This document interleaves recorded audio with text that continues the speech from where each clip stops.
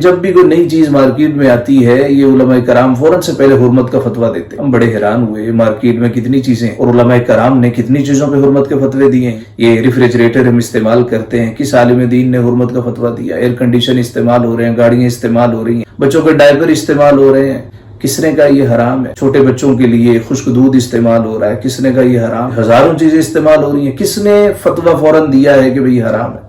ہاں, جس چیز کے حوالے سے شریعت کو کلام کرتی ہے تو علماء کرام احتیاطاً اس کے استعمال نہ کرنے کی بات کرتے, لیکن بعد میں جب اس کی تنقیح ہو جاتی ہے تو اس کی وضاحت کر دی جاتی ہے. ایک صاحب کہنے لگے بر صغیر پاک و ہند میں علماء کرام نے پیسے بٹورنے کا ذریعہ بنا رکھا ہے. کون سے پیسے بٹور لیے انہوں نے؟ یہ ہر پاکستانی 2,80,000 کا مقروض ہے, کس عالم دین نے کھا لیے, کس مولوی صاحب نے کھا لیے, کس مولانا نے کھا رہے ہیں؟ یہ انہی لوگوں نے کھائے ہیں جو یونیورسٹی سے پڑھے ہوئے ہیں, جو آپ کے کالجز سے پڑھے ہوئے ہیں, ان لوگوں نے کھائے ہیں. اور آپ ہر بات پہ علماء کرام کو لے آتے ہیں اس لیے کہ سافٹ ٹارگٹ. اب ان کی